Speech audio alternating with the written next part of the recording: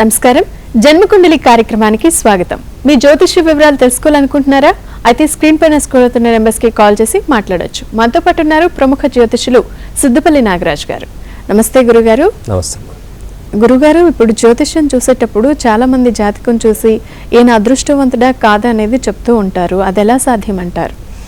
ఇక్కడ జ్యోతిష్ శాస్త్రానికి సంబంధించినంత వరకు లగ్నాన్ని సాధించిన తర్వాత, అంటే లగ్నాన్ని తీసుకొని ఒక డేట్ ఆఫ్ బర్త్ తీసుకున్నప్పుడు, టైం తీసుకున్నప్పుడు, ప్లేస్ తీసుకున్నప్పుడు మనం ఆ రోజు ఏముంది, ఏ తిథి, ఏ రోజు, అంటే ఏం వారము, అది ఏ నక్షత్రము, అది ఏమి యోగము, ఏమి కరణం, ఇవన్నీ పంచాంగంలో ఉంటాయి. దాన్ని లెక్కలోకి తీసుకొని సూర్యోదయం ప్రకారం దాని ప్రకారం లగ్నాన్ని సాధించడం జరుగుతుంది. దానివలన లగ్నాన్ని చూడగానే ఫలానా లగ్నం, ఈ లగ్నాధిపతి ఎక్కడున్నాడు, ఈ లగ్నానికి అధిపతి అయినటువంటి వాడు ఏ విధమైనటువంటి స్థితిలో ఉన్నాడు అని చూసిన తర్వాత ముఖ్యంగా మేము చూసేది ఏంటంటే ఫస్ట్ ఆయుష్ ఉందా లేదా, అంటే ఈ వ్యక్తికి జీవించేదానికి ఎంతవరకు ఆయుష్ ఉంది.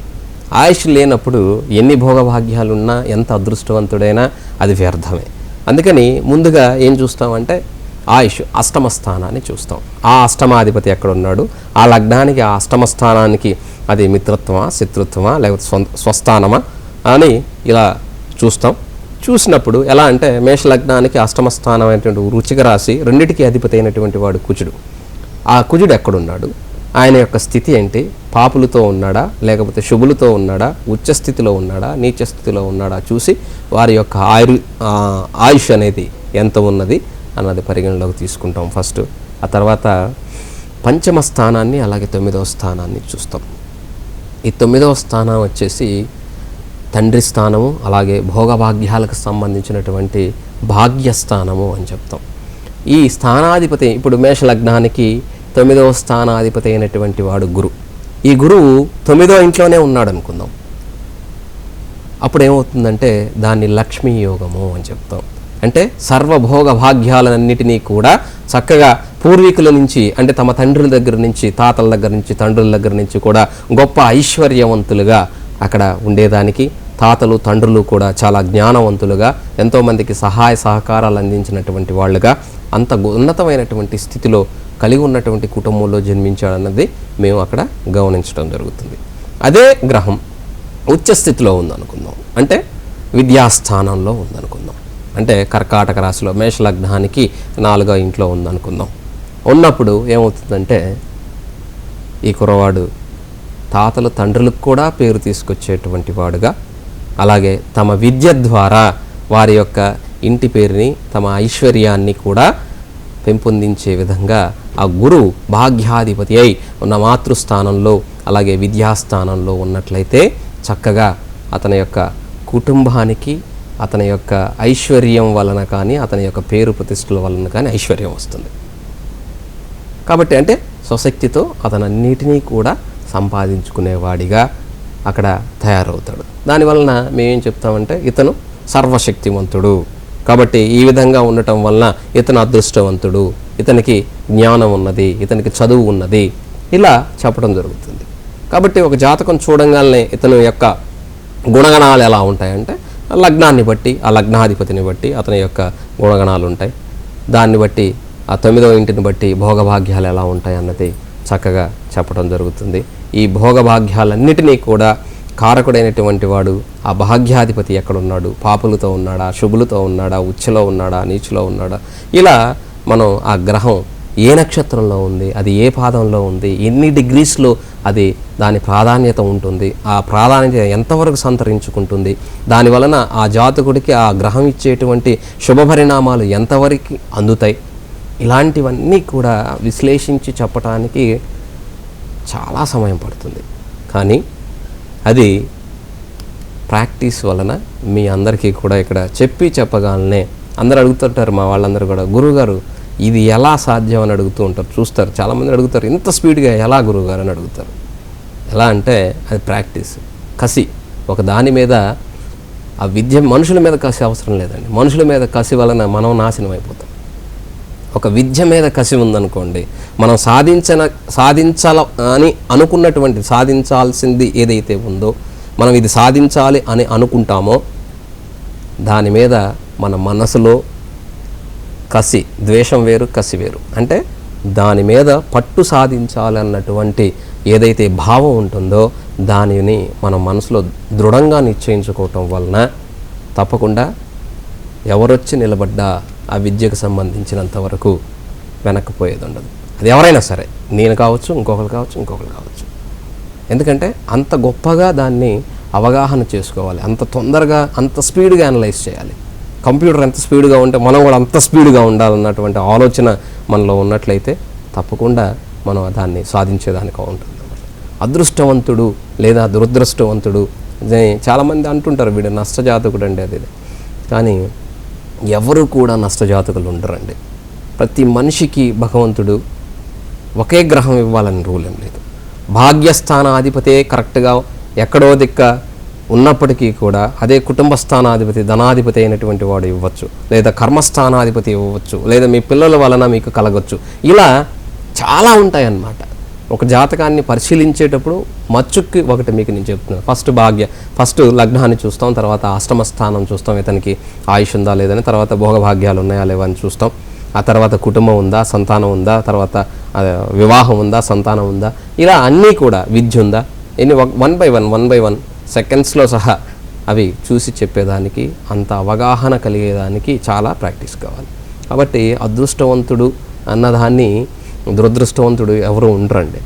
మనిషి తను చేసేటువంటి ప్రయత్న లోపం వల్లనే దురదృష్టవంతుడిగా మిగిలిపోతాడు. ఏదో ఒక సమయంలో తప్పకుండా భగవంతుడు మనకి ఇచ్చి తీరుతాడు. పుట్టినటువంటి ప్రతి ఒక్కరూ కూడా ఇప్పుడు మీరు అనుకుంటున్నట్టుగా ఈ రోజున రజనీకాంత్ గారు ఉన్నారు, ఆయన కష్టపడలేదా? ఆయన నా వయసులో బస్ కండక్టర్గా ఉన్నాడు. మరి ఈ రోజున ప్రపంచవ్యాప్తంగా ఎంతోమందిని అభిమానులను సంపాదించినటువంటి ఏం గొప్ప అందగాడా? కాదే. పోనీ మంచి పర్సనాలిటీయా? కాదే. బట్ భగవంతుడు అతనికి ఒక టైమింగ్, అలాగే ఒక అదృష్టాన్ని అతనికి ఇచ్చాడు. దాన్ని అతను కరెక్ట్ అయిన టైంలో పట్టుదలతో సాధించాడు. దానికి వాళ్ళ ఆ కుటుంబంలో ఉన్నటువంటి వాళ్ళ వైఫ్ కావచ్చు, వాళ్ళ పిల్లలు కావచ్చు, వాళ్ళు ఎంతో సమయాన్ని కోల్పోయి ఉంటారు. వాళ్ళ నాన్న దగ్గర ప్రేమను కావచ్చు, ఆవిడ వాళ్ళ భర్త దగ్గర. కానీ ఆయన వెనక విజయానికి వాళ్ళందరూ కారకులు. ఈ రోజున ఆయన అంత గొప్ప స్థితిలో ఉన్నాడంటే వాళ్ళ పిల్లలు, వాళ్ళ కుటుంబం. అలాగే ప్రతి మనిషి కుటుంబ జీవితాల్లో నేను చాలామందిని చూస్తూ ఉంటాను. ఈ రోజున లేటుగా వచ్చావు, ఈరోజు సినిమాకి తీసుకెళ్ళలేదు, ఇలాంటి ఎంతోమంది చాలా సిల్లీ థింగ్స్ అన్నమాట, కొట్టుకోవడానికి విడిపోవడానికి కారణాలు. ఎందుకంటే ప్రతి జాతకంలోనూ గొప్ప అదృష్టం ఉంటుంది. ఎన్ని గ్రహాలు కూడా చాలామంది చెప్తుంటారు, ఈ జాతకం బాగాలేదని ఇసిరేశారు గురువుగారు, మీరేం చెప్తారు, నా దగ్గరకు వస్తారు. పాపగ్రహాలు కూడా పాప స్థానాల్లో ఉన్నప్పుడు విపరీతమైనటువంటి యోగాన్ని ఇస్తాయి. అది ఎవరి యొక్క విజ్ఞానాన్ని బట్టి, పరిశోధనని బట్టి, పరిశీలించే విధానాన్ని బట్టి, వాళ్ళకున్నటువంటి అనుభవాన్ని బట్టి, వాళ్ళు అర్థం చేసుకున్న దాన్ని బట్టి జాతకం చెప్తూ ఉంటారు. ఇప్పుడు చాలామంది అడుగుతారు, గురుగారు మీ జాతకాన్ని మీకు తెలుసు కదా, మరి మీరు ఎన్నో రెమెడీస్ చేసుకోవచ్చు కదా, మరి మీరు ఇంకా చాలా ఉన్నతమైన స్థితిలో ఉండొచ్చు కదా అని చెప్పేసి నన్నే తిరిగి క్వశ్చన్లు వేసేవాళ్ళు అన్నారు. దానికి ఒక చిన్న ఉదాహరణ చెప్తాను. 1000 గుండె జబ్బులకి ఆపరేషన్లు చేసి 1000 మందికి ప్రాణం పోసిన డాక్టర్ అయినా సరే వాడి గుండె జబ్బుకు వాడు కోసుకొని చేసుకోలేడు, వాడు ఆపరేషన్ చేయలేడు. ఎందుకంటే ఆడు ఉండాలి కదా. 1000 గుండె జబ్బులకి 1000 గుండె మార్పులు చేసినా కూడా. మొన్న ఈ మధ్య ఒక డాక్టర్ గారు కారులోని చనిపోయారు, మీరు అందరూ వినే ఉంటారు, చూసే ఉంటారు. చనిపోయిన 2 రోజుల తర్వాత ఆయన కనుక్కున్నారు. హాస్పిటల్కి వెళ్తూ సర్జరీ కోసం హార్ట్ ప్రాబ్లం వచ్చి ఆయనే కారు పక్కకు తీసి BMW కారులో చనిపోయారు. ఆయన చనిపోయిన తర్వాత కూడా ఎవరు పట్టించుకోలేదు. వాళ్ళ కొడుకు ఎక్కడో ఉండి తర్వాత ట్రేస్ చేసి చెప్తే 2వ రోజు కనుక్కున్నారు.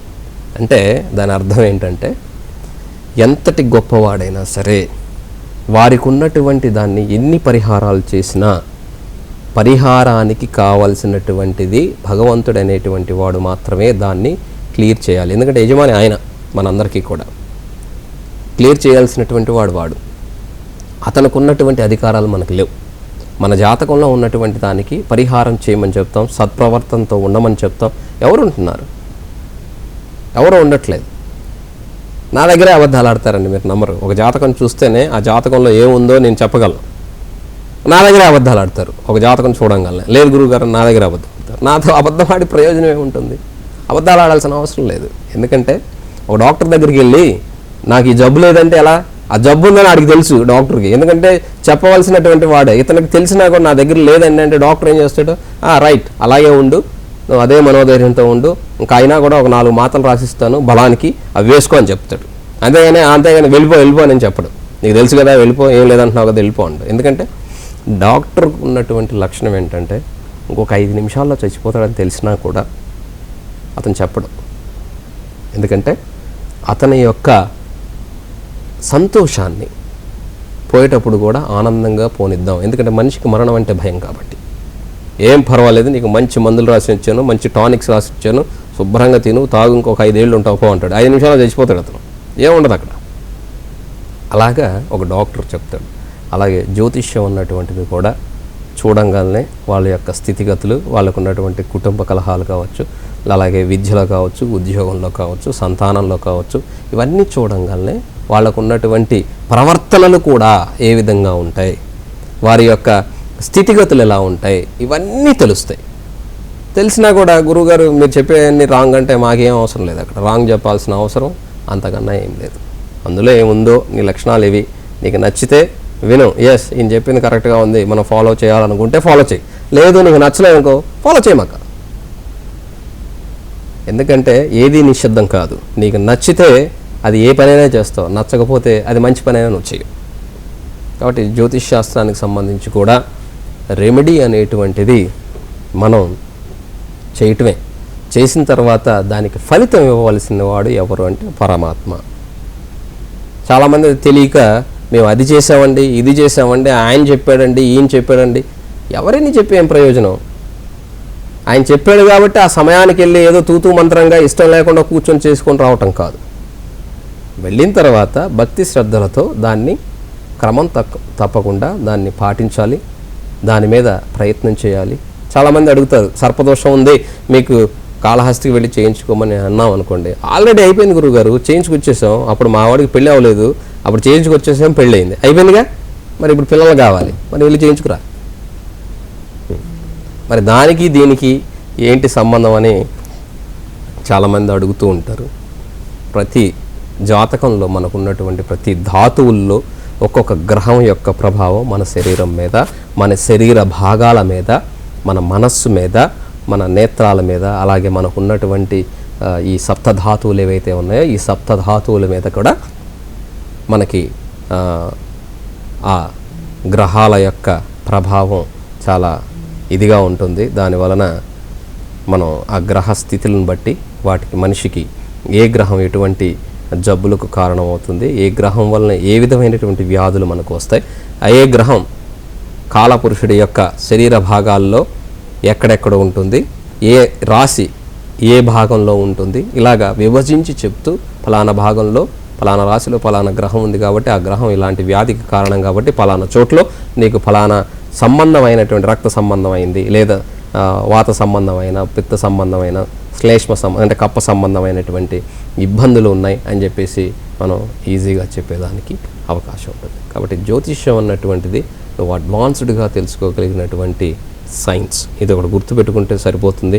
ఎందుకంటే మూఢంగా ఎవరిని నమ్మాల్సిన అవసరం లేదు. ఎన్నోసార్లు చెప్పాను, ఇది ఎందుకు ఇలా ఉందని అడగండి ఎవరినైనా సరే.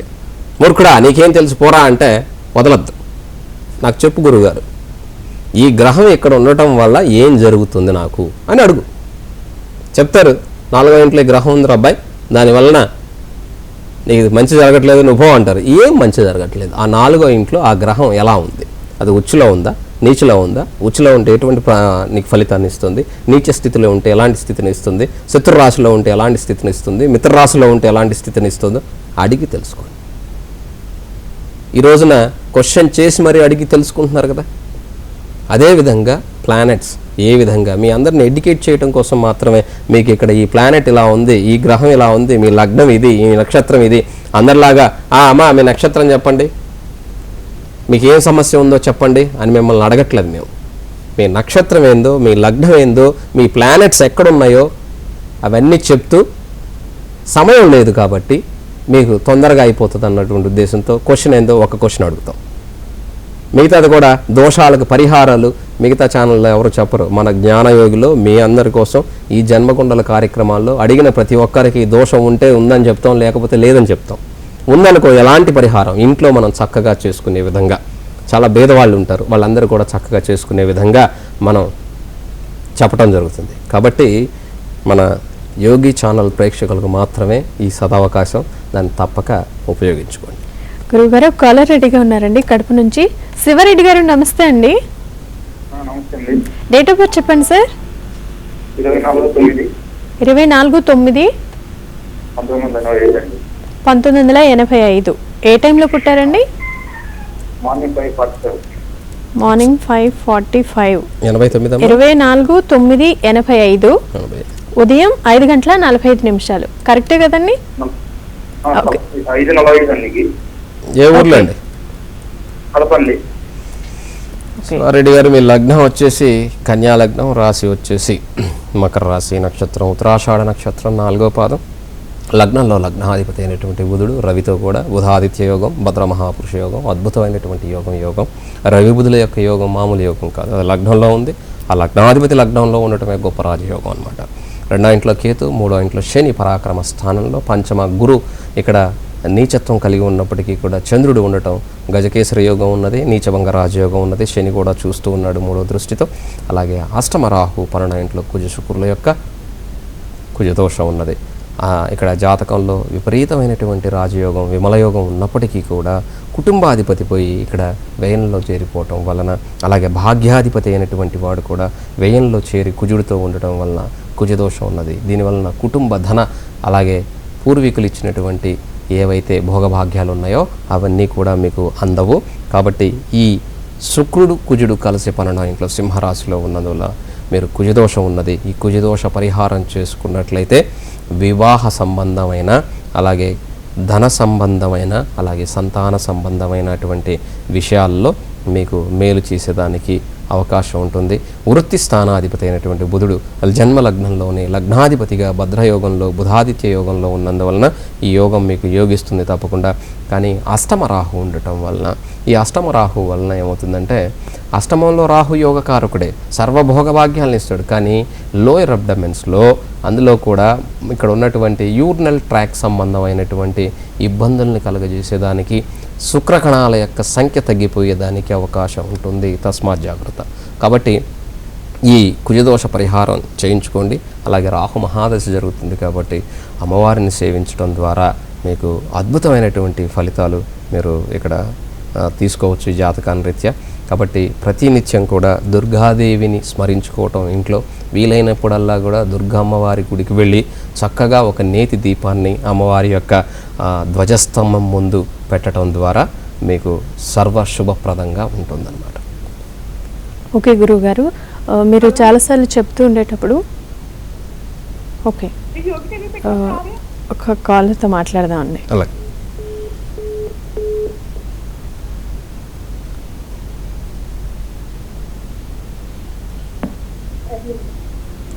హలో, నమస్తే అండి. మీ పేరు? ఓకే, శ్వేత గారు ఎక్కడి నుంచి కాల్ చేస్తున్నారండి? ఓకే, డేట్ ఆఫ్ బర్త్ చెప్పండి. జనవరి 29. ఓకే, 28/89. ఓకే, జనవరి 28, 89. ఎన్ని గంటలకు పుట్టారండి? రాత్రి 11:50. అంటే తెల్లవారితే 29 అండి?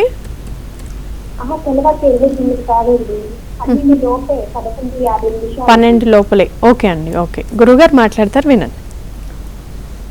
ఇక్కడ మీ లగ్నం వచ్చి తులా లగ్నం, తులారాశి, నక్షత్రం వచ్చి చిత్తా నక్షత్రం 3వ పాదం.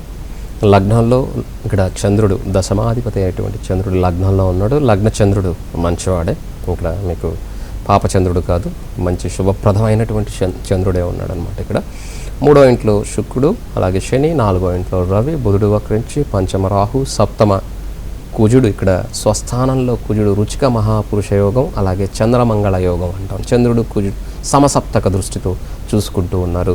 అలాగే అష్టమ గురు లాభంలో కేతు ఉన్నటువంటి జాతకం మీద ఇక్కడ గురు మహాదశ జరుగుతుంది, అందులో బుధుని యొక్క అంతర్దశ జరుగుతూ ఉందమ్మా. అయితే జాతకంలో సప్తమంలో కుజుడు ఈ తులా లగ్నానికి తన స్వస్థానమై ఉన్న మేషరాశిలో ఉన్నప్పటికీ కూడా పాపిగానే ఉంటాడు. కుటుంబ సప్తమాధిపతి అయి ఆయన సప్తమంలో ఉన్నప్పటికీ కూడా ఆ లగ్నానికి అంత యోగప్రదమైనటువంటిది కాదు. కాబట్టి అక్కడ దోషాన్ని ఇస్తాడు. దానివలన మీరు చక్కగా సుబ్రహ్మణ్యేశ్వర స్వామి వారి యొక్క కళ్యాణము లేదా సుబ్రహ్మణ్యేశ్వర స్వామిని ఆరాధన చేయటం ద్వారా ఆ కుజుడిచ్చేటువంటి చెడు ప్రభావం ఏదైతే ఉందో దాన్ని తగ్గటం వలన రేపటి రోజున మీకున్నటువంటి సంతాన వివాహ ధన సంబంధమైనటువంటి ఇబ్బందులు, ఎందుకంటే సంతాన స్థానంలో రాహు కుంభరాశిలో కూర్చొని ఉండటం వలన రాహు కూడా సంతాన స్థానం నాగదోషాన్ని ఇస్తుంది. ఆలస్యంగా వివాహం అవుతుంది లేదా ఆలస్యంగా సంతానం కలుగుతుంది అన్నమాట. కాబట్టి ఆ సుబ్రహ్మణ్యేశ్వర స్వామిని ఆరాధన చేయటం వలన ఆ సుబ్రహ్మణ్యేశ్వర స్వామి కూడా నాగజాతికి సంబంధించినటువంటి వాడు కాబట్టి ఆ నాగదోష పరిహారం కూడా జరుగుతుంది. ఓకే గురుగారు, తర్వాత కాలర్ రెడీగా ఉన్నారు వైజాగ్ నుంచి. నమస్తే అండి నందిని గారు. హలో నందిని గారు, డేట్ ఆఫ్ బర్త్ చెప్పండి. మా కజిన్ది, తన పేరు వెంకట్. ఓకే, 31/3/1988. 1988. ఏ టైంలో పుట్టారమ్మా? మార్నింగ్ 4:45 AM అండి. Morning 4:45 AM. ఓకే అండి, గురుగారు మాట్లాడతారు, వినండి. గురువు గారు నమస్తే అమ్మా. తను జాబ్ ఎయిర్పోర్ట్ లో జాబ్ చేస్తున్నాడు. Very good. యాక్చువల్లీ తనకి బిజినెస్ చేయాలి అని ఒక కోరిక ఉంటుంది. మరి తిన జాతకం ప్రకారం బిజినెస్ సెట్ అవుతుందా లేదా, పెళ్ళాక తనకి లైఫ్ ఎలా ఉంటుంది, తిన జాతకం ఎలా ఓవరాల్ గా మంచిగా ఉందా లేదా చెప్పండి. ఈయన లగ్నం వచ్చేమో కుంభలగ్నం, రాశి వచ్చేసి సింహరాశి, నక్షత్రం పుబ్బా నక్షత్రం, 2వ పాదం. లగ్నంలో బుధరాహుల యొక్క యోగము, 2వ ఇంట్లో రవి, అలాగే 3వ స్థానంలో గురువు, 4వ ఇంట్లో శుక్రుడు అద్భుతంగా మాలవ్య మహాపురుష యోగంలో, తర్వాత సప్తమ చంద్రకేతువుల కలయిక. ఇది కొంత ఇబ్బంది కలిగిస్తుంది వివాహం అనంతరం. ఈ సప్తమంలో చంద్రకేతువుల యొక్క కలయిక అంత మంచిది కాదు. ఆ భార్యకి కొంత ఇబ్బందులు కలిగిస్తుంది. ఆ భార్య ఇతన్ని సైకలాజికల్గా ఎప్పుడు పీడించేటువంటి భార్య కలిగిస్తుంది అనమాట. ఎందుకంటే చంద్రకేతువుల కలయిక వల్ల ఎప్పుడు అనుమానంతో ఉంటుంది, అనుమానంతో ఉండకూడదు. తర్వాత లాభంలో శని లగ్నాధిపతి లాభంలో ఉన్నాడు, అలాగే 12వ ఇంట్లో కుజుడు ఉచ్చులో ఉన్నాడు. అయితే ఇక్కడ వృత్తి స్థానాధిపతి అయినటువంటి వాడు కుజుడు 12వ ఇంట్లో ఉన్నాడు, కానీ విద్యాస్థానంలో ఉండి చక్కగా శుక్రుడు 10వ స్థానాన్ని చూస్తున్నాడు కాబట్టి అద్భుతమైనటువంటి ఉద్యోగం వచ్చింది. ఆ ఉద్యోగాన్ని చక్కగా లైఫ్ని ఎంజాయ్ చేయమని చెప్పండి. అంతేగాని వ్యాపారం పెట్టుకొని ఆ డబ్బులన్నీ నాశనం చేసుకొని ఇబ్బంది పడే కన్నా కూడా చక్కగా ఆయనకి ఏదైతే ఉద్యోగం ఉన్నదో, విద్య వల్ల కలిగిందో, ఆ విద్య వల్ల కలిగినటువంటి ఉద్యోగాన్ని చక్కగా చేసుకోమనండి. తద్వారా అతని యొక్క జీవితం బాగుంటుంది. గురుగారు, ఈరోజు చాలా విలువైన విషయాలు తెలియజేశారు. చాలా మందికి జాతక వివరాలు కూడా తెలియజేశారు. ధన్యవాదాలు. నమస్తే. ఇది ఇవాల్టి జన్మకుండలి కార్యక్రమం. మరో కార్యక్రమంలో మళ్ళీ కలుద్దాం. నమస్కారం.